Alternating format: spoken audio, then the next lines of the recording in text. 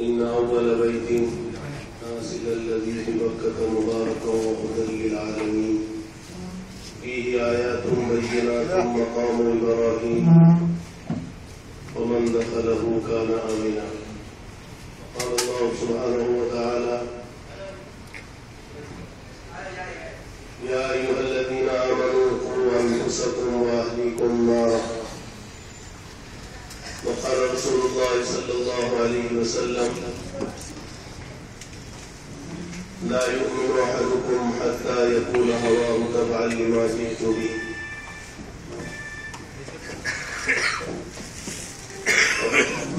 صلى الله عليه وسلم.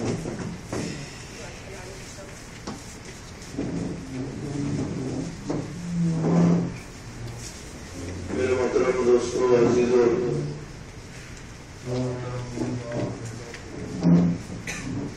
اللہ جل جلالہ نے اپنے فضل و کرم سے ہم سب کے حج کے ارکان اور مناسک پورے کروا دیے. یہ محض اللہ کا فضل اور کرم ہے، اور اللہ کا یہ بڑا انعام ہے ہم سب پر کہ اللہ نے اپنے گھر کی زیارت کے لیے ہمارا انتخاب کیا. یہ چند ہی بندے ہوتے ہیں لاکھوں میں جن کا اللہ کی طرف سے انتخاب ہوتا ہے، جن کو اللہ چنتا ہے اور اپنے گھر پر بلاتا ہے.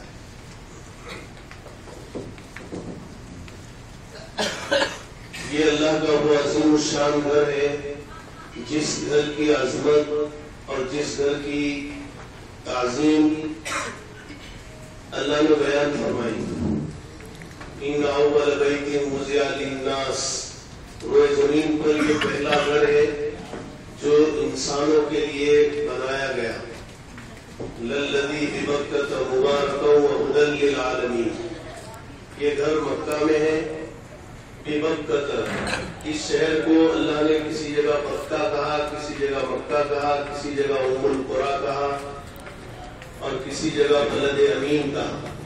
یہ وہ عظیم الشان گھر ہے جس کی اللہ نے قسم کھائی: والتین والزیتون وطور سینین وہذا البلد الامین. یہ بلد امین ہے جس میں ہم اور آپ بیٹھے ہوئے ہیں. یہ وہ عظیم اور مقدس گھر ہے.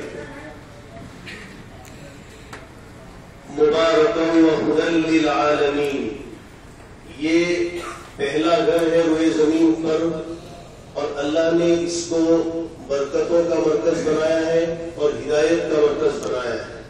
پوری دنیا جہاں میں برکتیں یہاں سے تقسیم ہوگی اور ہدایت یہاں سے تقسیم ہوگی. سب سے پہلے اس گھر کو بنایا آدم علیہ السلام سے پہلے فرشتوں نے. اس کے بعد 2000 سال کے بعد تقریباً حضرت آدم علیہ السلام کو اللہ نے دنیا میں مبعوث کیا، بھیجا. تو آدم علیہ السلام نے اس گھر کی تعمیر کی. اس کے بعد حضرت شیش علیہ السلام نے اس گھر کی تعمیر کی. اس کے بعد سیدنا ابراہیم علیہ السلام نے اس گھر کی تعمیر کی. اور ابراہیم علیہ السلام کی تعمیر وہ عظیم الشان تعمیر ہے جس کو اللہ نے قرآن کا حصہ بنا دیا. وَإِذْ يَرْفَعُ إِبْرَاهِيمُ الْقَوَاعِدَ مِنَ الْبَيْتِ وَإِسْمَاعِيلُ، جس وقت ابراہیم علیہ السلام اور اسماعیل علیہ السلام کعبہ کی بنیادیں اٹھا رہے تھے، اور اس وقت وہ یوں کہہ رہے تھے: ربنا تقبل منا انک انت السمیع العلیم. اتنا بڑا اور اتنا عظیم الشان کام کرنے کے بعد بھی دونوں باپ اور بیٹے اللہ کے سامنے اپنی عاجزی اور اپنی بے بسی اور اپنی بے کسی ظاہر کر رہے ہیں. یوں کہہ رہے ہیں: ربنا تقبل منا، اے ہمارے رب قبول کر لے ہماری طرف سے.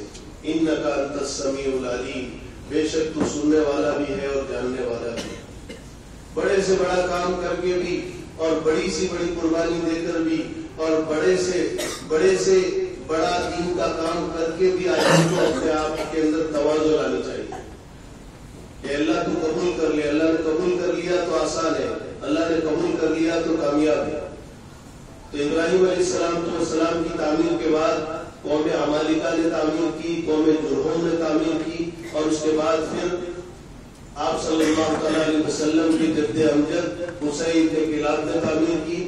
اس کے بعد پھر حضرت حضور پاک صلی اللہ تعالیٰ علیہ وسلم کی بعثت سے پہلے اس وقت تقریباً آپ کی عمر 35 سال کی تھی، تو اس وقت قریش نے مکہ کی تعمیر کی، اور اس کے بعد سن 62 میں عبداللہ ابن زبیر رضی اللہ تعالیٰ عنہ نے اس کی تعمیر کی، اور اس کے بعد سن 72 میں حجاج ابن یوسف نے تعمیر کی۔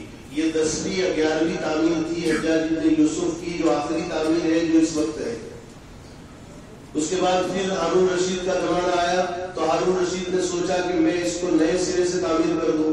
اصل میں وجہ یہ ہوئی کہ اللہ کے نبی صلی اللہ تعالیٰ علیہ وسلم کے زمانے میں قریش نے جو تعمیر کی تھی وہ بالکل ایسی ہی تعمیر تھی جیسی اس وقت ہے۔ یہ حتیم کا حصہ باہر رہ گیا تھا۔ ان لوگوں نے یہ کہا تھا کہ بھائی حلال مال جمع کرو اور اس کے ذریعے سے اللہ کے گھر کو بنائیں گے، تو حلال مال کم پڑ گیا، بجٹ کم پڑ گیا، اس لیے وہ حتیم کا حصہ باہر رہ گیا اور دروازہ بھی اونچا کر دیا۔ اللہ کے نبی صلی اللہ علیہ وسلم نے ایک مرتبہ عائشہ رضی اللہ تعالیٰ عنہ سے کہا، عائشہ میرا جی چاہتا ہے اگر تیری قوم نئی مسلمان نہ ہوئی ہوتی تو میں اس کعبے کو گرا کر اس کو شہید کر کے اس طرح سے میں تعمیر کرتا کہ یہ حتیم کا حصہ بھی باہر نہیں رہتا اور دروازہ نیچے رہتا، تاکہ حاجی آسانی کے ساتھ اندر جا سکے، اور اس کی پشت میں اور اس کے سامنے کی سائڈ میں دوسرا دروازہ رہتا، یہاں سے داخل ہوتا اور وہاں سے نکلتا۔ یہ بات عبداللہ ابن زبیر رضی اللہ تعالیٰ عنہ نے سن لی، تو حضرت عبداللہ ابن زبیر کا جب زمانہ آیا تو انہوں نے حضور کی منشا کے مطابق بیت اللہ کی تعمیر کر دی، اسی طرح سے آگے دروازہ نیچے کر دیا، پیچھے کی طرف بھی دروازہ کر دیا۔ اس کے بعد پھر حجاج ابن یوسف کا جب دور آیا تو پھر اس نے کعبہ کو شہید کر دیا، اور قریش نے جو تعمیر کی تھی اس طرح سے دوبارہ تعمیر کر دیا۔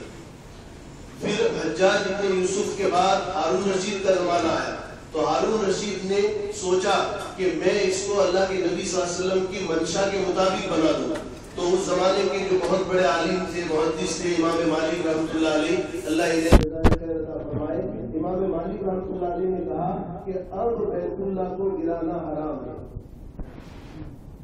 اس لیے کہ اگر تم بیت اللہ کو گراؤ گے تو ہر زمانے میں آنے والا بادشاہ اس کو کھلونا بنا دے گا۔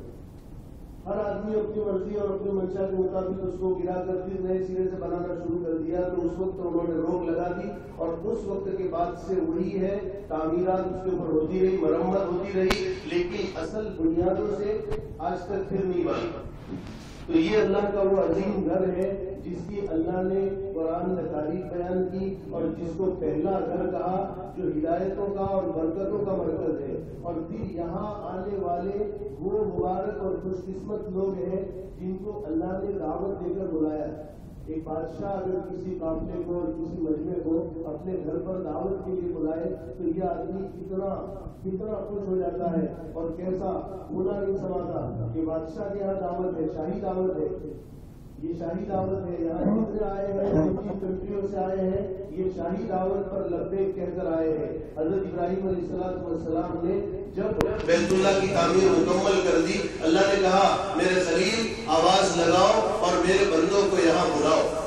حضرت ابراہیم علیہ السلام سے یہ اللہ نے حکم دیا، وَأَذِّن فِي النَّاسِ بِالْحَجِّ وَأَذِّن بِالنَّاسِ فِي الْحَجِّ، لوگوں میں حج کا اعلان کرو، دعوت دو حج کی۔ حضرت ابراہیم علیہ السلام کہنے لگے اللہ یہ پہاڑی والا علاقہ ہے، بالکل پہاڑوں والا علاقہ، یہ اس وقت جو تعمیرات نظر آ رہی ہے ایسی تعمیرات نہیں تھی، بالکل پہاڑی۔ وہ اپنے صفا مروا میں جب صحیح کرتے وقت میں صفا سے صحیح شروع کی ہوگی تو صفا میں وہ اس کا اصل حصہ جو حکومت نے چھوڑا ہے وہ دیکھا ہوگا اپنے جالی کے اندر بند ہے، بالکل اس طرح کی کالی پہاڑی والا یہ پورا علاقہ تھا۔ حضرت ابراہیم علیہ السلام کہنے لگے اے اللہ میں اس کو کیسے، میری آواز کہاں تک پہنچے گی؟ اللہ نے کہا ابراہیم آواز آپ لگاؤ، پہنچائیں گے ہم پہنچائیں گے۔ تو اللہ نے ابراہیم علیہ السلام کی آواز پوری دنیا میں اور قیامت تک آنے والی انسانیت میں ان کی روحوں تک اللہ نے یہ آواز پہنچا۔ ان کی آواز پر جتنے لوگوں نے لبیک کہا، جتنی مرتبہ لبیک کہا، وہ سب اتنی مرتبہ اللہ کے گھر پر آئیں گے، اسباب ہو چاہے نہ ہو، کوئی شکلیں ہو چاہے نہ ہو، جن کی روحوں نے لبیک کہا ہے وہ یہاں پر حاضری دیں گے۔ ہر سال ان کو اللہ تعالیٰ لائیں گے۔ آپ دیکھو حاجیوں میں کیسے کیسے عجیب و غریب قسم کے حاجی ہوتے ہیں جن کے بارے میں تصور بھی نہیں ہو سکتا کہ یہ بھی حج میں آئے گا، ان کی روحوں نے لبیک کہا ہے تو اللہ کھینچ کر لا رہا ہے، کہیں سے بھی لا رہا ہے. اور کتنے وہ ہیں جن کے پاسپورٹ پر ویزا لگ چکے ہیں اور کینسل ہو گئے. لبیک نہیں تھی تو وہ کینسل ہو گئے، اور جن کے یہاں کوئی شکل نہیں تھی آنے کی، کوئی راستہ نہیں تھا آنے کا، لیکن اللہ نے ان کو پہنچا دیا. تو یہ حضرت ابراہیم علیہ السلام کی آواز اللہ نے پہنچا دی. اور ابراہیم علیہ السلام کی آواز پر سب سے پہلے لبیک یمن والوں نے کہا تھا. اہل یمن روایتوں میں ہے کہ یمن والوں نے سب سے پہلے لبیک کہا تھا. اور یمن والے خیر کے کاموں میں، دین کے کاموں میں اور اللہ کے امر کے بارے میں بہت زیادہ مستعد اور اپنے آپ کو بہت آگے بڑھانے والے تھے. اسی لیے ان کی نسلوں میں اللہ نے وہ لوگ پیدا کیے جن لوگوں نے اللہ کے نبی صلی اللہ تعالی علیہ وسلم کو سب سے پہلے ساتھ دیا. مدینہ منورہ مکہ کی وہ سرزمین ہے جہاں آقا کے قدم پڑے ہیں اور آقا کی 53 سال کی زندگی اس یہاں گزری ہے. آج جہاں جہاں چلتا ہے کیا خبر ہے اس کو، یہاں کبھی میرے آقا کے قدم بھی پڑے تھے، یہاں کبھی میرے آقا بھی چلے تھے، یہاں کبھی بلال بھی چلے تھے، یہاں کبھی صہیب بھی چلے تھے، اور یہاں کبھی سمیہ بھی چلی تھی. اور سمیہ پر وہ ظلم و ستم جو ڈھایا گیا ابو جہل نے جو ڈھایا، یہ وہی سرزمین ہے. یہ سرزمین یہاں آنے والے ہر حاجی کو اب زبان حال سے بہت بڑا پیغام دے رہی ہے، بہت بڑا پیغام دے رہی ہے. اللہ کے نبی صلی اللہ تعالیٰ علیہ وسلم نے نبوت ملنے کے بعد جب دعوت شروع کی اور ایک ایک کو بلانا شروع کیا، خیر کے کام کی دعوت. ابا سفیان جئتکم بخیر الدنیا وکرامۃ الآخرہ، ابو سفیان مان لے میری بات، میں وہ دین لے کر آیا ہوں، وہ مذہب اور وہ اسلام لے کر آیا ہوں جس دین پر تیری دنیا کی کامیابی بھی ہے اور آخرت کی کامیابی بھی ہے. سمجھ میں نہیں آ رہا ہے، مان نہیں رہا ہے، سمجھ میں نہیں آ رہا ہے. سب دھکے دے رہے ہیں، سب مخالف ہو رہے ہیں. اور مخالفت سب سے پہلے جو شروع ہوئی گھر سے شروع ہوئی، سب سے پہلے گھر سے مخالفت شروع ہوئی. دین کی محنت لے کر جب کوئی اٹھتا ہے تو اس کی مخالفت ہونی ہی ہے، اور یہ سلسلہ قیامت تک ہوتا رہے گا. نبوت میں سیرت مبارکہ میں جتنے واقعات ہوئے، ان سارے واقعات کے اندر قیامت تک ہونے والا سارا منظر موجود ہے. قیامت تک جو جو ہوتا رہے گا، جب جب بھی ہوتا رہے گا، حق کی محنت لے کر جب کوئی بندہ اٹھے گا تو اس کی مخالفت کرنے والے ہوں گے. پتہ نہیں کیا کیا نام دے دیں گے اور کس کس انداز سے مخالفت کریں گے. یہ مخالفت قیامت تک چلتی رہے گی. اللہ کے نبی صلی اللہ علیہ وسلم کی بات کوئی نہیں مان رہا ہے. اخیر میں ہجرت کا جو پیش خیمہ ثابت ہوا وہ بیعت عقبہ اولا ہے. اللہ کے نبی صلی اللہ علیہ وسلم مینا کے خیموں میں جا رہے ہیں، حاجیوں کو دعوت دے رہے ہیں. من ینصرنی من یأوینی، ارے لوگوں میرا کون ساتھ دے گا، میری کون مدد کرے گا. وَلَهُ الْجَنَّةُ، اور اس کے بدلے میں اسے جنت ملے گی. سب دھکے دے رہے، کوئی نہیں مان رہا ہے. آخر میں اوس اور خزرج کے کچھ لوگ اللہ کے نبی صلی اللہ تعالیٰ علیہ وسلم کے ہاتھ پر بیعت ہو گئے اور انہوں نے کہا اللہ کے نبی ہم آپ کو ہمارے شہر میں اور ہم آپ کو مدینہ منورہ میں لے جائیں گے. چنانچہ وہ اس سال چلے گئے اور دوسرے سال بڑا قافلہ لے کر آئے اور حضور صلی اللہ علیہ وسلم کو مدینے میں لے جانے کی تیاری کر کے آئے تھے. تو انہوں نے مدینہ منورہ میں آپ کو لے گئے، استقبال کیا اور مدینہ منورہ کو اللہ نے اسلام کا مرکز بنا دیا. یہ اوس اور خزرج اسی یمن کے خاندان کے لوگ تھے، یمن کے خاندان کے لوگ جنہوں نے اللہ کے نبی صلی اللہ علیہ وسلم کو پناہ دی. تو لبیک جن لوگوں نے کہا ان کو اللہ نے یہاں بلایا. یہ شاہی مہمان ہیں، الحجاج والعمار وفد اللہ، یہ اللہ کے مہمان ہیں، یہ اللہ کے مہمان ہیں. ان کا مقام کتنا اونچا، اس گھر کا مقام اونچا، اس گھر کی زیارت کرنے والوں کا بھی مقام اونچا. کتنا اونچا مقام اللہ نے بیان کر دیا احادیث میں. اور اللہ کے حبیب صلی اللہ علیہ وسلم نے حج میں آنے والوں کا کتنا اونچا مقام بیان کیا. یہ کتنے اونچے لوگ ہیں اور یہ کتنے اونچے درجے کے اور کتنے بڑے درجے کے لوگ. حضور نے فرمایا الحاج یشفع فی 400 من اہل بیتہ. اللہ کے نبی صلی اللہ علیہ وسلم نے ارشاد فرمایا حاجی حج کرتا ہے تو حج کر کے اس کے گھر کے 400 آدمیوں کی سفارش کرتا ہے. اتنا اونچا مقام ہے حاجی کا. اور حج پر آنے والا، اللہ نے اس حج پر آنے والے کو اس لیے کہ یہ مہمان ہے، شاہی مہمان ہے، اللہ نے ان کا کیا اکرام کیا، ان کی کیا عزتیں بڑھائی، ہر عمل پر اللہ نے ان کو کیا کیا دیا. کروڑوں نیکیاں حاجی نے جمع کر لی، لاکھوں نیکیاں حاجی نے جمع کر لی. اللہ کے نبی صلی اللہ علیہ وسلم ارشاد فرماتے ہیں، عبداللہ ابن عمر کہتے ہیں حضور کے ساتھ ہم لوگ مینا کی مسجد میں بیٹھے ہوئے تھے.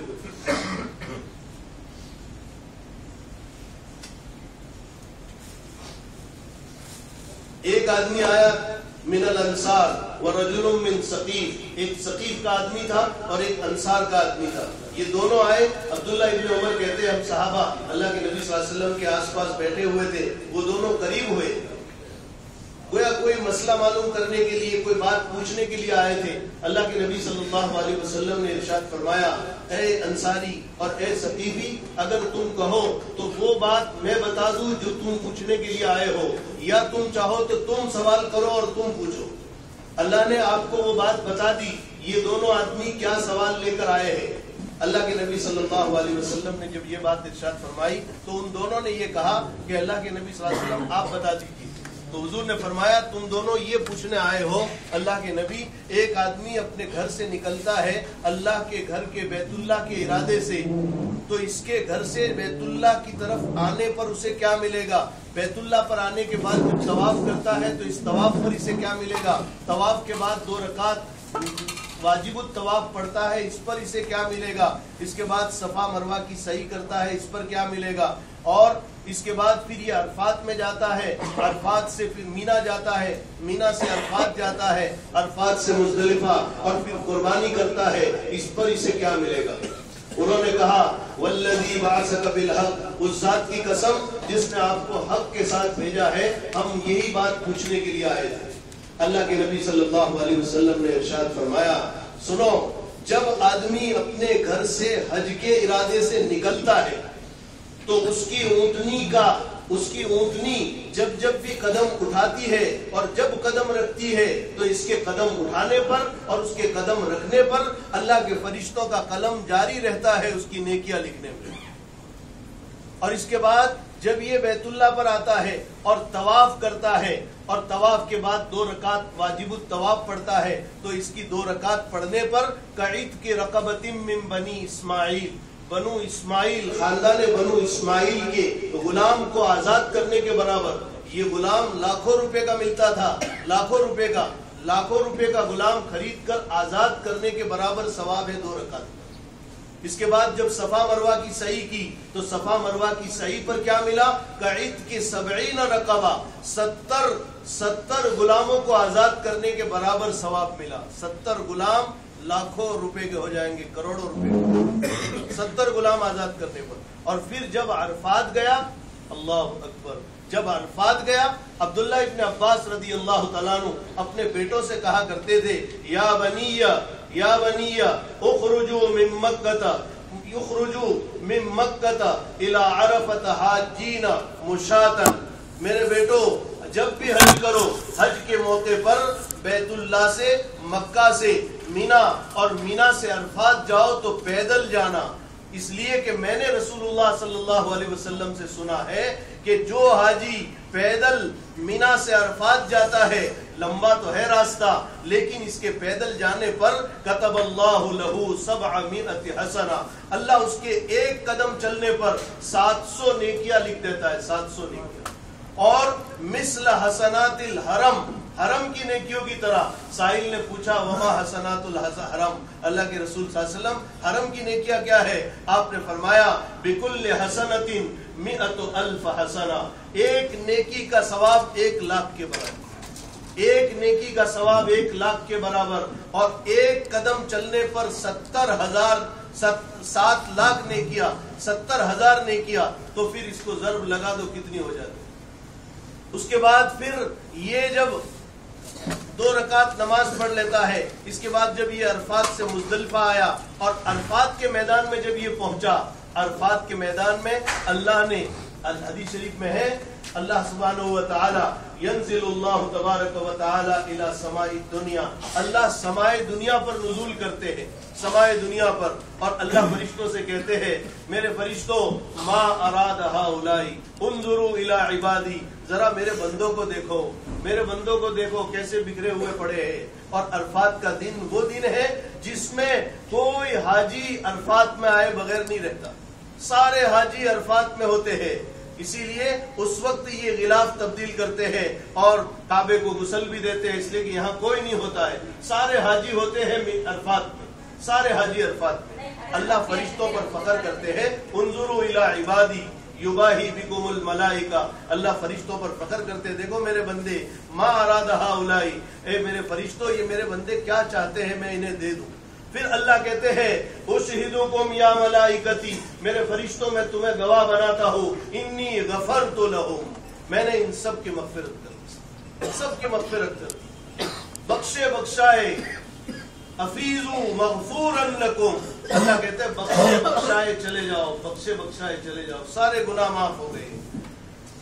ये एजाज है अल्लाह का अपने मेहमानों के साथ, अल्लाह का अपने घर पर आने वाले बंदों के साथ, और अल्लाह के घर पर आने वाले बंदों का अल्लाह ने इस तरह इकराम किया। अब ये जब तवाफ कर रहा है और सफा मरवा की सही कर रहा है, और तवाफ के अंदर जिस वक्त वो हजरे अस्वद को बोसा देता है, ये हजरे अस्वद क्या है?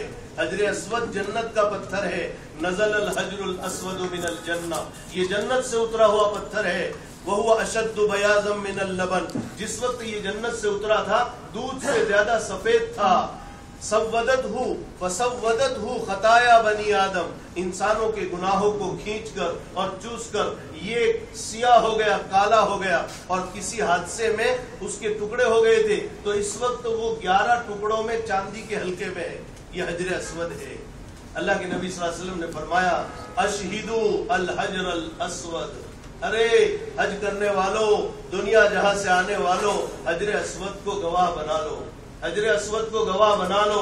फ़इन्नहु यशहदु यौमल क़ियामा, इसलिए कि ये कयामत के दिन गवाही देगा अल्लाह के सामने, ऐ अल्लाह तेरा ये बंदा फुला जगह से आया था और मेरे पास आकर उसने बोसा दिया था, ऐ अल्लाह ये तेरा बंदा फुला जगह से आया था, फुला जगह से आया था। अशहिदुल हजरल अस्वद, हजरे अस्वद को गवाह बना लो, उसकी गवाही ले लो कयामत के दिन, ये कयामत के दिन गवाही देगा अल्लाह के सामने, ये तेरा बंदा आया था। जब इतना ऊंचा मकाम है हाजी का मेरे भाइयों, अब हाजी यहाँ से क्या चीज लेकर जाए, क्या चीज लेकर जाए? अल्लाह का निजाम है, अल्लाह बंदों की तलब के एतबार से देते, तलब जितनी होती है, अंदर जितनी तलब होती है अल्लाह इस एतबार से नवाजते हैं। तलब नहीं है तो नाम अबू तालिब है, लेकिन अल्लाह ने हिदायत से महरूम कर दिया, नाम अबू तालिब है, हुजूर के सगे चचा है, हिदायत अल्लाह के हाथ में है, हिदायत और किसी के हाथ में नहीं है। अल्लाह से एक चीज तो ये मांगो, अल्लाहुम्मा अरिनल हक्का हक्कन वरज़ुक़ना इत्तिबा, ऐ अल्लाह हक को हक दिखा, बातिल को बातिल दिखा, जो बातिल है उसका बातिल होना हमें वाज़े कर दे, और जो हक है इसका हक होना वाज़े कर दे। आदमी इसमें कंफ्यूज हो जाता है। कुल्लु हिज़्बिन बिमा लदैहिम फरिहून, इसलिए कि हर आदमी अपने अपने तौर तरीक को सही समझ रहा है, हकीकत में सही क्या है क्या नहीं है। कल मैंने कहा था अल्लाह की तरफ से जो बुलावा आया और हाजियों को अल्लाह ने यहाँ पहुंचा दिया, तो अल्लाह ने कितनी जगह छटाई की, कितनी जगह छटाई की। अपने घर से जब निकले और हाजी अपनी कंट्रियों से जब निकलते हैं, तो उस वक्त अल्लाह ने करोड़ों में से छांट कर कुछ लोगों को अल्लाह ने मुंतखब किया अल्लाह अपने घर के लिए, और वहां से एयरपोर्ट पर आने के बाद फिर छटाई हो गई, कितने लोग फिर वापस हो गए। एयरपोर्ट से प्रवास करने के बाद फिर जद्दा के एयरपोर्ट पर आकर भी हाजी वापस जाते हैं, यहाँ आकर भी फिर छटाई हो जाती है, और फिर इसके बाद अल्लाह की इस सरजमीन पर बैतुल्लाह में और मक्का मुकर्रमा की इस मुकद्दस सरजमीन पर आने के बाद भी अल्लाह ताला महरूम रखते हैं, यहाँ आने के बाद भी महरूम रखते हैं। ये बड़ी महरूमी है, और ये इतना बड़ा महरूम है, इससे बड़ा महरूम कोई नहीं। अल्लाह हमें महफूज रखे ऐसी महरूमी से। यहाँ आने के बाद अल्लाह महरूम कैसे करता है? यहाँ आने के बाद अल्लाह ताला इस तरह महरूम करता है कि हाजी को अल्लाह अपने घर में नमाज की तौफीक नहीं देता, نماز نہیں پڑھتا ہوں. پچھلی دفعہ میں نے 3 حاجیوں کو دیکھا, حرم کی نماز جب ختم ہو جاتی ہے پھر یہ جاتے ہیں نماز پڑھنے کے لیے. میں نے کہا یہ تو بہت بڑی محرومی کی بات ہے تمہاری. اور آدھا پونا گھنٹہ ان کو بیٹھ کے میں نے سمجھایا تو وہ کہنے لگے مولوی صاحب کیا کریں, ہم لوگوں کو تو وہاں سے ایسا بھڑکایا گیا اور ایسا کہا گیا حرم میں نماز نہیں پڑھنی ہے. ارے میرے بھائی, یہاں لاکھوں اور کروڑوں لوگ پڑھتے ہیں اور دنیا کی ساری کنٹریوں کے لوگ پڑھتے ہیں. یہ سب غلط ہے اور تو صحیح ہے. واقعی میں اس کو احساس ہوا, توبہ کر لی. اس نے کہا واقعی میں مجھے یہ محسوس ہو رہا ہے یہ مجمع دیکھ کر کہ یہ صحیح ہے اور میں غلط ہوں. اللہ ہمیں محروم نہ رکھے میرے دوستو. سوچنے کی چیز ہے, دماغ عقل سے سوچنے کی چیز ہے کہ اللہ یہاں لانے کے بعد بھی محروم کر دیتا ہے. اللہ ہمیں محروم نہ رکھے بلکہ یہاں سے یہاں کی جو سوغات ہے وہ لے جائے حاجی اور یہاں سے وہ چیز لے کر جائے. اسی لیے حدیث میں فرمایا الحج المبرور لیس لہ جزاء الا الجنہ. حج مبرور کا بدلہ سوائے جنت کے کچھ نہیں. حج مبرور کس کو کہتے ہیں؟ حج مبرور کی تشریح میں حضرت حسن بصری رحمۃ اللہ علیہ کا قول ہے حج مبرور اس حج کو کہتے ہیں جس حج کے بعد حاجی کی زندگی میں بدلاؤ آ جائے, حاجی کی زندگی بدل جائے. اگر زندگی نہیں بدلتی ہے تو حج مبرور نہیں ہے. حج مبرور کہتے ہی اس حج کو ہے جس حج کے بعد حاجی کی زندگی میں تبدیلی آ جائے. جو حج پوری رعایت کے ساتھ اور پورے آداب کے ساتھ کیا گیا ہو اور اس طرح جو حج کیا جاتا ہے وہ حج زندگی کو بدل دیتا ہے.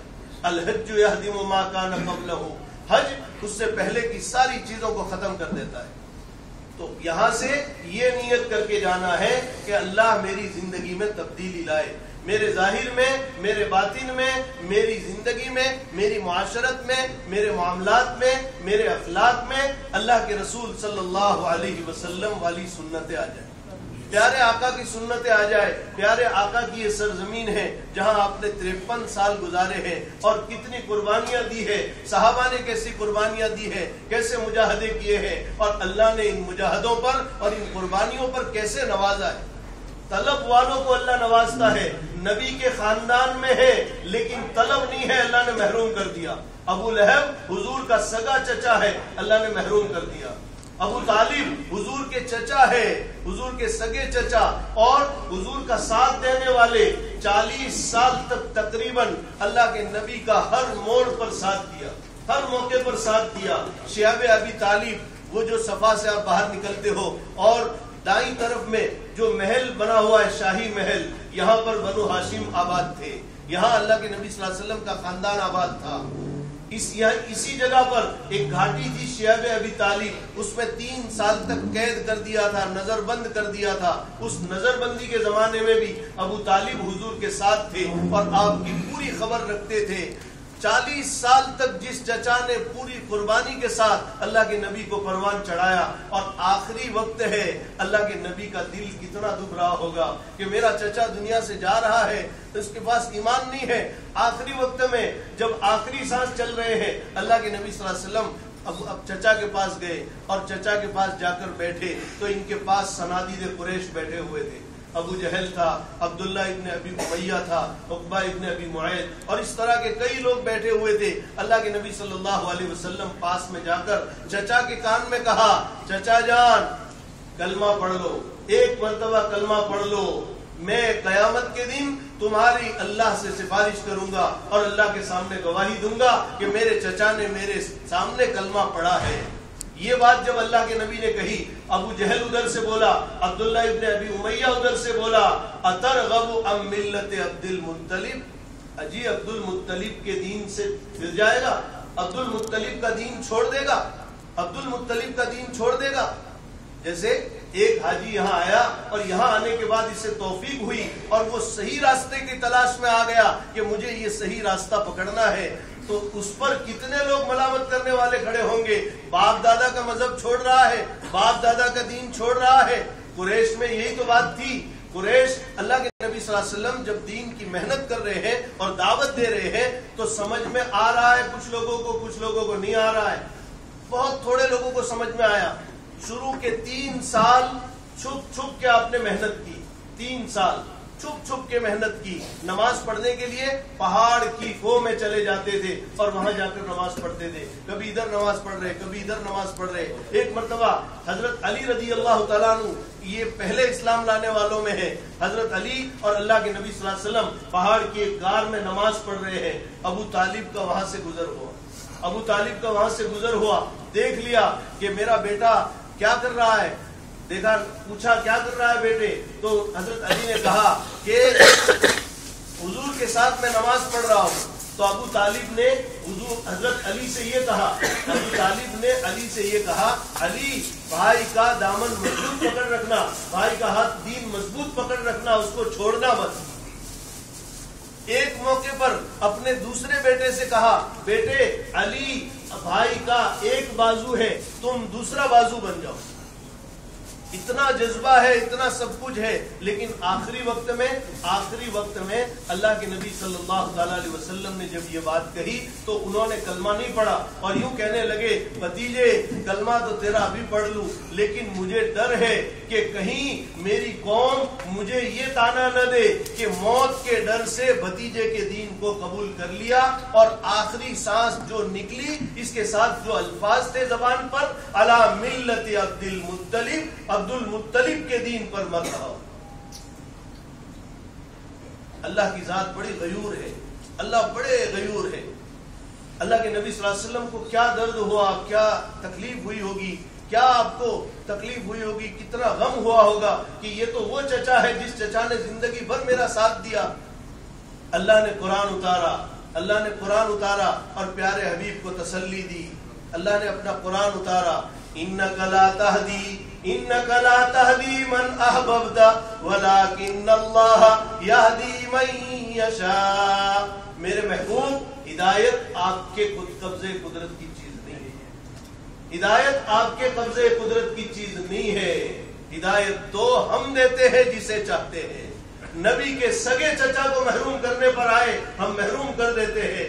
نبی کی سگی بیوی کو محروم کرنے پر آئے ہم محروم کر دیتے ہیں, اور نبی کے بیٹے کو محروم کرنے پر آئے ہم محروم کر دیتے ہیں. اور حبشے سے بلال کو لا کر وہ مقام دے دے کہ کل قیامت کے میدان میں میرے محبوب تمہاری اونٹنی چل رہی ہو اور اس کی نکیل اور اس کی لگام پکڑنے کے لیے تم جس کا انتخاب کرو گے, آپ نے فرمایا قیامت کے دن میری اونٹنی کی نکیل نیچے رکھی ہوگی اور سب منتظر ہوں گے کہ اللہ کے نبی کی اونٹنی کی نکیل میں پکڑ لوں. ابو بکر دیکھ رہے ہوں گے, حضرت عمر دیکھ رہے ہوں گے, حضرت علی, حضرت اور کئی صحابہ دیکھ رہے ہوں گے, لیکن آواز آئے گی میرے اونٹنی کی نکیل آج وہ پکڑے. کون پکڑے؟ آواز دی جائے گی کہ بلال کہاں ہے, این بلال, بلال بلال. بلال کو اونٹنی کی لگام دی جائے گی اور حضرت بلال اونٹنی کی نکیل پکڑ کر آگے چلیں گے, اور محشر کے اس بھرے مجمع میں حضرت بلال اذان دیں گے. یہ مؤذن رسول اللہ صلی اللہ علیہ وسلم, اللہ کے نبی کی مسجد میں زندگی بھر اذان دی, اور ایک مرتبہ اللہ کے نبی صلی اللہ علیہ وسلم کو اذان دینے کے بعد فوراً اللہ کے نبی صلی اللہ علیہ وسلم کو بلانے کے لیے آ جاتے تھے.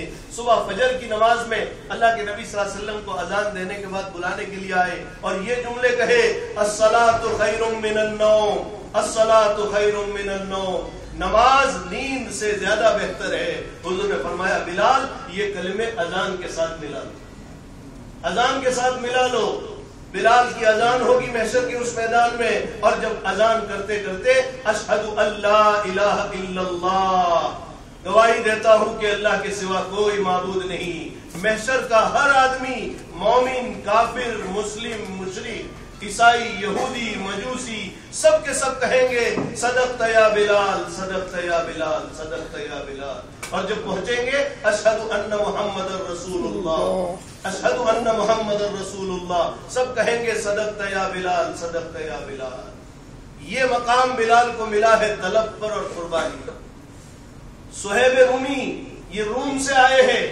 اب سوچو اللہ کی ذات کیسی غیور ہے, کہاں کہاں سے صحابہ کو بلا رہا ہے, اور نبی کے گھرانے میں لوگ محروم ہو رہے ہیں. صہیب رومی رضی اللہ تعالیٰ عنہ یہ ہجرت کرنے میں پیچھے رہ گئے. اللہ کے نبی صلی اللہ علیہ وسلم نکل گئے مدینہ منورہ کی طرف. صہیب بعد میں نکلے. صہیب کا لوگوں نے پیچھا کیا اور پیچھا کر کے ان کو روکنا چاہا. حضرت صہیب کہنے لگے ارے مجھے کیوں روکتے ہو؟ اللہ کا ایک حکم پورا کرنے پر جا رہا ہوں.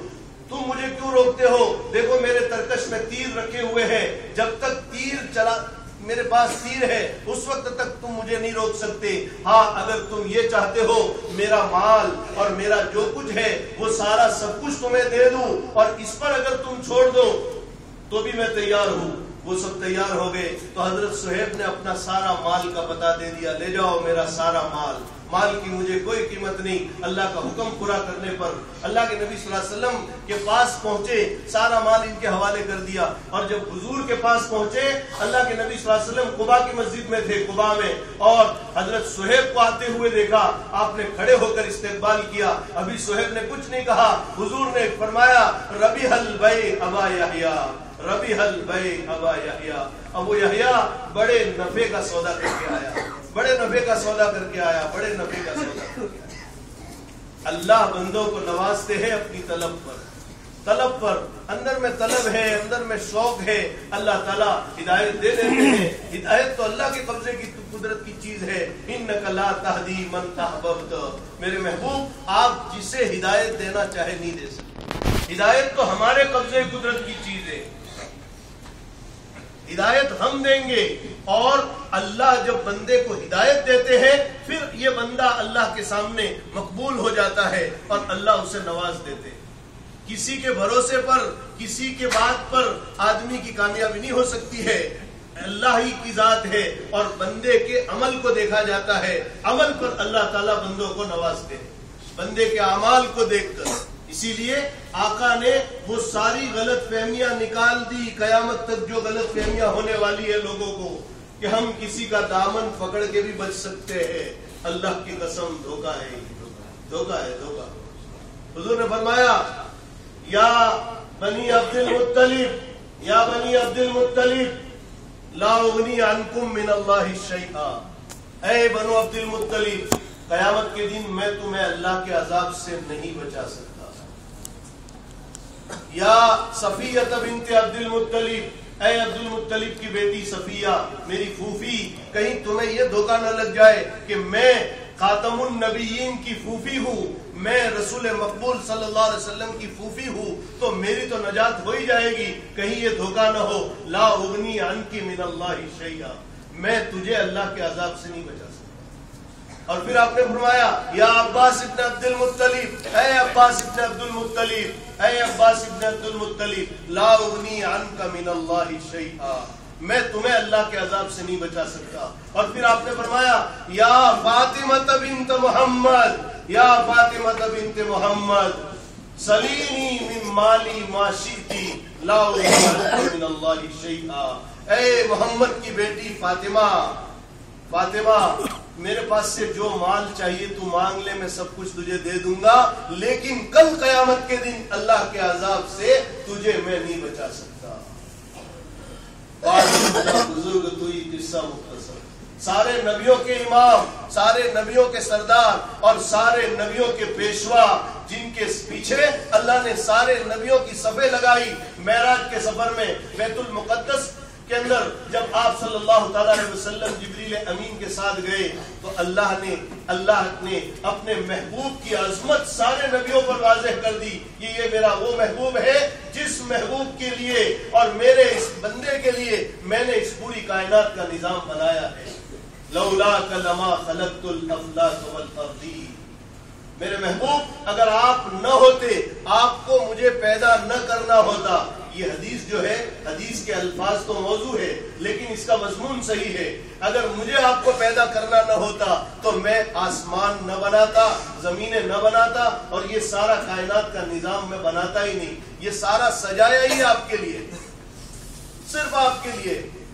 اور کتنی عظمت اللہ کے نبی صلی اللہ علیہ وسلم کی اللہ کے سامنے. اللہ کے کتنے محبوب بندے, سارے نبیوں کے امام, سارے نبیوں کے سردار. حضور فرماتے ہیں کہ اللہ نے مجھے سب سے اخیر میں بھیجا, سب سے اخیر میں بھیجا, لیکن جنت میں داخلہ سب سے پہلے. وَإِنَّ الْجَنَّةَ لَحُرِّمَتْ عَلَى الْأَنْبِيَاءِ حَتَّى أَدْخُلَهَا وَإِنَّهَا لَمُحَرَّمَةٌ عَلَى الْأُمَمِ حَتَّى تَدْخُلَهَا أُمَّتِي. جنت سارے نبیوں پر حرام ہے جب تک میں جنت میں نہ چلا جاؤں.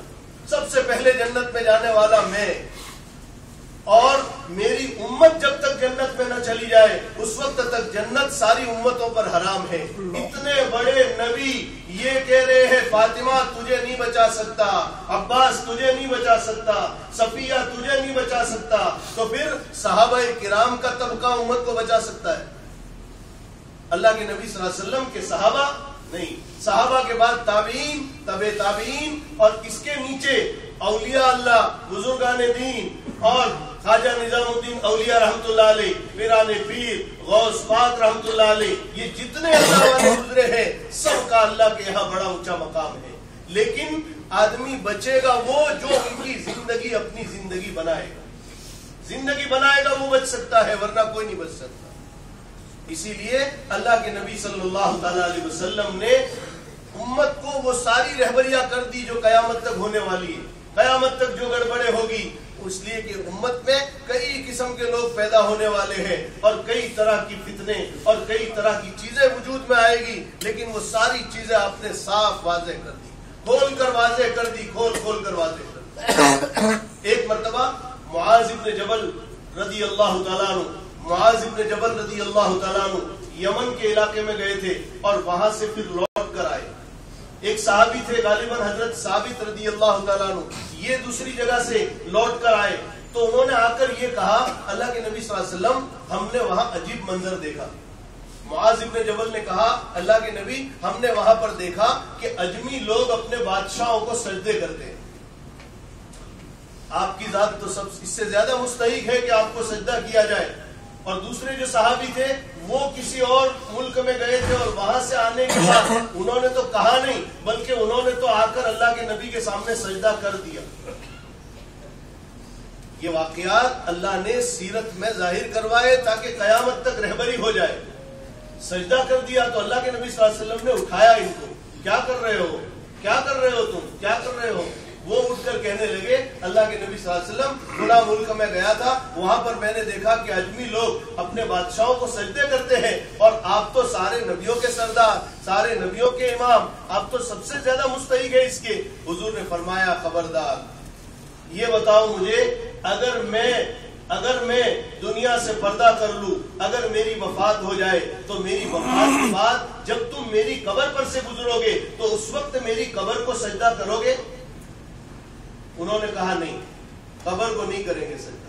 تو حضور نے فرمایا جب قبر کو نہیں کرو گے تو میری موجودگی میں، میری حیات میں، میری زندگی میں بھی میرے سامنے سجدہ نہیں ہوگا. معاذ ابن جبل کو بھی آپ نے یہ فرمایا معاذ اللہ کے علاوہ کسی کے لیے سجدے کی گنجائش نہیں ہے، کسی کے لیے. لولا اگر میں کسی کو کسی کے لیے سجدہ کرنے کا حکم دیتا، اگر کوئی چانس نکلتا، اگر ذرا بھی گنجائش نکلتی، لَأَمَرْتُ الْمَرْأَةَ أَن تَسْجُدَ لِزَوْجِهَا، تو میں عورت کو حکم دیتا وہ اپنے شوہر کو سجدہ کرے. لیکن اس کی بھی گنجائش نہیں. جب سارے نبیوں کے امام کو سجدے کی گنجائش نہیں تو کسی اور کے لیے تو کہاں نکل سکتی. اللہ تعالی ہم سب کو ساری گمراہیوں سے محفوظ رکھے. زندگی بنا کر جانا ہے اور یہ مقدس سرزمین پر آنے کے بعد سب سے پہلی چیز یہاں سے جو لے کر جانی ہے اللہ کا تعلق، اللہ کی محبت ہمارے دل کے اندر آ جائے. دل کے اندر جتنی گندگیاں بھری ہوئی ہے یہ ساری گندگیاں نکل جائے اور اللہ کی محبت دل کے اندر آ جائے. جس کے گھر پر مہمان بن کر آئے ہیں اس گھر کے مالک کی معرفت، اس کی پہچان اور اس کا تعلق ہمارے دل کے اندر آ جائے. اے اللہ آج تک کی زندگی تو بغیر تجھے پہچانے گزاری ہے، تجھے نہیں پہچانا ہم نے، تو کون ہے. ہم نے تو صرف اپنی دنیا دیکھی، اپنی چیزیں دیکھی اور اپنی شکلیں دیکھی اور اسی میں مطمئن ہو کر رہے. لیکن اے اللہ اب کی جو زندگی باقی ہے اس زندگی میں تو تیری پہچان دے دے، تیری معرفت دے دے، تیرا تعلق دے دے. ہم نے تو اپنی دنیا گزار دی. اللہ کے نبی صلی اللہ تعالی علیہ وسلم والی زندگی. حضور فرماتے ہیں ایک مرتبہ جبریل امین آئے اور جبریل کے ساتھ ایک دوسرا فرشتہ بھی آیا. آپ نے فرمایا جبریل یہ کھٹ کی آواز کیا آئی؟ حضرت جبریل نے کہا اللہ کے نبی آج آسمان سے وہ فرشتہ اترا ہے جو اس سے پہلے کبھی نہیں اترا. اللہ کے نبی صلی اللہ تعالی علیہ وسلم کے قریب آیا اور آپ کو سلام کیا اور سلام کر کے کہا اے اللہ کے نبی صلی اللہ علیہ وسلم اللہ نے مجھے آپ کے ساتھ بھیجا, اللہ نے مجھے آپ کے پاس بھیجا ہے. ان ربک یقرئک السلام, آپ کا رب آپ کو سلام پیش کر رہا ہے.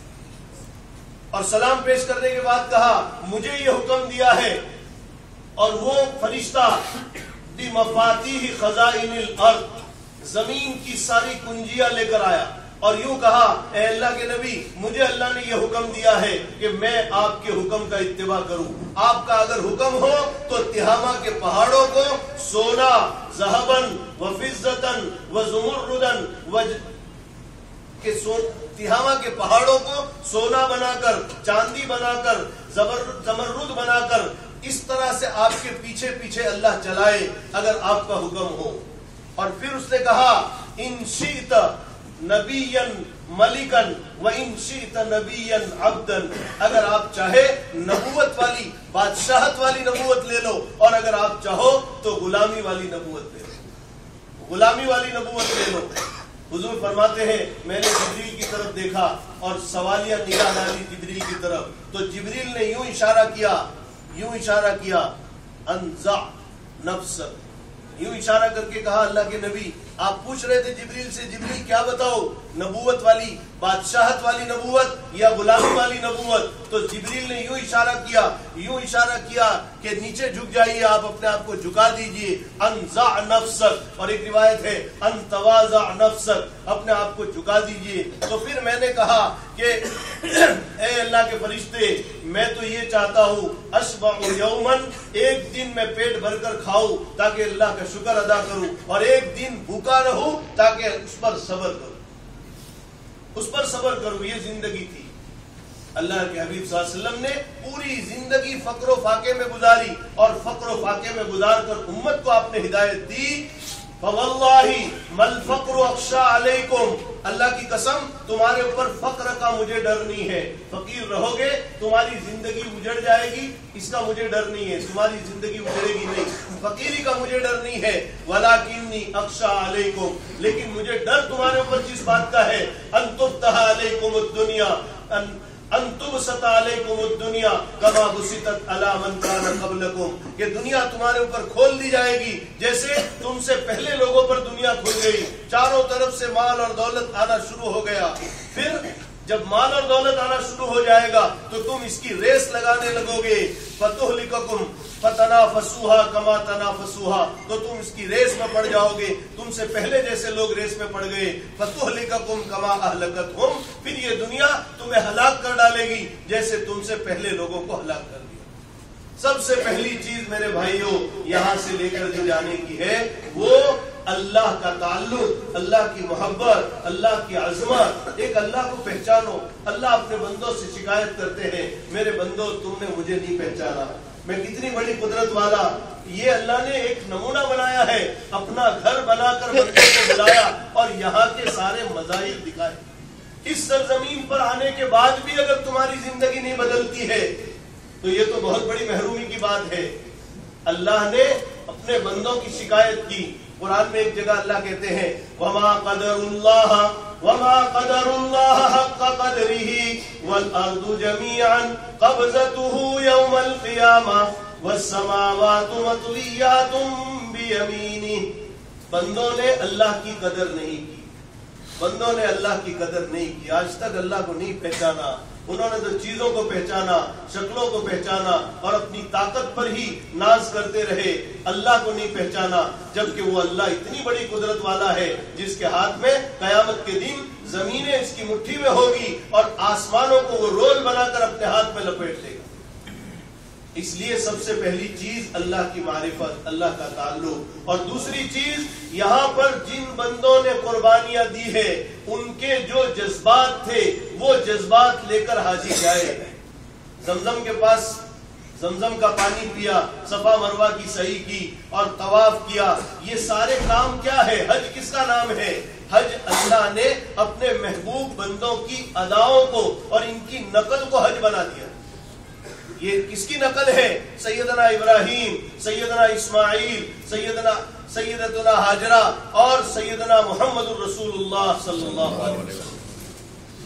یہ جذبات حاجی کے اندر آ جائے، وہ قربانی اور وہ ان کا اللہ کے سامنے اپنے آپ کو پیش کر دینا، اور وہ وادی غیر ذی زرع میں حضرت ابراہیم علیہ السلام کا اپنی بیوی اور بچے کو چھوڑ دینا، اور جس کے نتیجے میں اللہ نے زمزم کی سوغات دی امت کو، اور قیامت تک کے لیے یہ چشمہ جاری کر دیا. اور ایسا عام چشمہ ہے پوری دنیا میں، اتنی فراوانی کے ساتھ دوسرا کوئی پانی نہیں.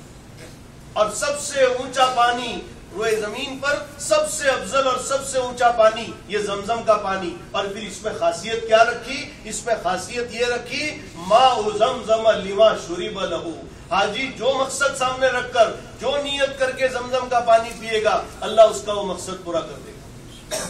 یہ جذبات صرف زمزم کا ڈرم اور زمزم کا پانی لے کر نہیں جانا، بلکہ زمزم کے پیچھے کے جو جذبات تھے، جو قربانیاں تھی. مردوں کو حضرت ابراہیم علیہ السلام کی قربانیاں لے کر جانے کی دعوت دے رہی ہے یہ سرزمین اور یہ حرم کا حصہ، اور عورتوں کو حضرت ہاجرہ کی قربانیاں لے کر جانے کی اور حضرت ہاجرہ والا مزاج لے کر جانے کی یہ سرزمین دعوت دے رہی ہے. وہ ہاجرہ جس کا یقین اللہ کی ذات پر کتنا مضبوط، کتنا کامل یقین. حضرت ہاجرہ اس کالے پہاڑوں میں جب ابراہیم علیہ السلام چھوڑ کے جا رہے ہیں تو حضرت ہاجرہ پوچھتی ہے میرا دودھ پیتا بچہ اسماعیل چھوٹا سا بچہ اور میں عورت ذات، آپ ہمیں کہاں چھوڑ کے جا رہے ہیں، کس کے حوالے کر کے جا رہے ہیں؟ تو حضرت ابراہیم علیہ السلام نے کچھ نہیں کہا. اللہ کا امر تھا ابراہیم بولنا نہیں ہے، چھوڑ کے آ جاؤ، چھوڑ کے آ جاؤ. ابراہیم علیہ السلام سواری پر ہی ہے، اترے بھی نہیں، توشہ دے دیا، کچھ نہیں بولے. پہلی مرتبہ پوچھا، بیوی نے دوسری مرتبہ پوچھا ہمیں کس کے حوالے کر کے جا رہے ہو. تیسری مرتبہ وہ سمجھ گئی، وہ کہنے لگی اللہ امرک، کیا اللہ کا حکم ہے؟ ابراہیم کیا یہ اللہ کا حکم ہے؟ حضرت ابراہیم نے یوں اشارہ کیا نعم اللہ کا حکم ہے. تو اس بندی نے اپنی زبان سے جو جملہ نکالا قیامت تک کی عورتوں کو یہ دعوت دے رہا ہے کہ قیامت تک کے آنے والی دنیا جہاں سے آنے والی عورتیں یہاں آ کر ہاجرہ کا مزاج لے کر جائے، اور ہاجرہ کا مزاج لے کر اپنے بچوں کی تربیت کرے اور اپنے گھرانوں کے اندر دین کے لانے کی فکر کرے. وہ جملہ کیا تھا؟ اذن لا یضیعون اللہ، اذن لا یضیعون اللہ. ابراہیم جاؤ، کوئی غم نہیں، کوئی فکر نہیں، اللہ کا حکم ہے، اللہ ہمیں ضائع نہیں کرے گا. وہ تو ہلاکت کے نقشوں میں حفاظت کو نکال دیتا ہے، وہ تو ناکامی کے نقشوں میں کامیابی نکال دیتا ہے. اب ہمیں کوئی غم نہیں، کوئی فکر نہیں. یہ ہے مزاج ابراہیمی. مزاج ابراہیمی کو لے کر جانا یہ ہے یہاں کی سوغات. اور یہاں سے یہ چیز لے کر گیا، یہ جذبہ لے کر گیا، اور وہاں جا کر اللہ کے نبی کی سنتوں کے ساتھ زندگی گزارنے کا عزم لے کر گیا. اللہ کے نبی صلی اللہ علیہ وسلم کی دین کی محنت کے لیے جان لگانا، مال لگانا، قربانی دینا، گھرانے قربان کرنا، یہ جذبات لے کر حاجی گیا ہے. یہ حاجی کامیاب ہے. یہ ہے اصل جذبات لے کر جانے کے. کیا جذبات تھے عورتوں کے؟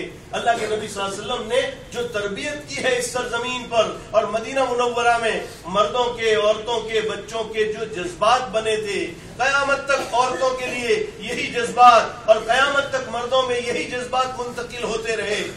اللہ کے نبی صلی اللہ علیہ وسلم کے زمانے میں ایک عورت تھی، بوڑھی عورت ہے، بوڑھی. اس بوڑھی عورت نے اپنے بچوں کی جو تربیت کی ہے، اور ان کے سامنے ایک ہی بات ہوتی تھی، وہ آخرت کے استحضار کے ساتھ زندگیاں گزارتی تھی. بوڑھی عورت ہے، اللہ کے راستے میں قربانی پیش کرنے کا موقع آ گیا. اور وہ قربانی کیسی تھی؟ جان کی قربانی، جان دے دو.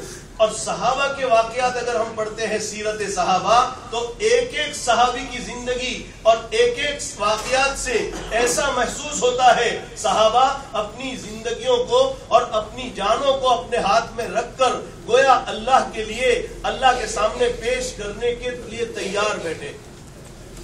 تو انہوں نے کیا کہا؟ انہوں نے کہا اللہ کے راستے میں جان پیش کرنی ہے. بوڑھی عورت ہے، بوڑھی، نابینا ہے، معذور ہے، اور بوڑھی اور معذور عورت، اس کو تو اپنے بیٹوں کے سہارے کی ضرورت ہوتی ہے، وہ تو اپنے بیٹوں کا سہارا چاہتی ہے، لیکن یہ بڑھیا بڑی عجیب و غریب جذبات والی، اس نے کیا کیا، جس دن صبح کے وقت میں اللہ کے راستے میں جان پیش کرنی تھی، اس رات میں اپنے بیٹوں کو بلایا اور بیٹوں کو بلا کر کہہ رہی ہے، میرے بیٹوں یاد رکھنا، میں نے اسی دین کے لیے تمہیں دودھ پلایا تھا، کل کو اللہ کے راستے میں جان پیش کرنے کا موقع ہے، اگر تم نے اپنے آپ کو پیچھے ہٹایا، اگر پیچھے ہٹے تم، جان بچانے کی کوشش کی، یاد رکھنا قیامت کے دن اللہ کے سامنے میں اپنا دودھ معاف نہیں کروں گی۔ بیٹے بھی اس ماں کے گود میں پلے ہوئے تھے، اسی ماں کی تربیت پائے ہوئے تھے، اسی ماں کی گود میں پلے ہوئے تھے، اب بیٹوں نے قربانی دینا شروع کی، ایک بیٹا شہید ہو گیا، دوسرا شہید ہو گیا، تیسرا شہید ہو گیا، چوتھا شہید ہو گیا، چاروں بیٹے شہید ہو گئے۔ اب کسی نے آ کر خبر دی کہ خنسا تیرا پہلا بیٹا اللہ کے راستے میں کھدا اور شہید ہو گیا، دوسرا شہید ہو گیا، تیسرا شہید ہو گیا، چوتھا شہید ہو گیا، تو اس ماں کی زبان سے کیا جملے نکلے ہیں؟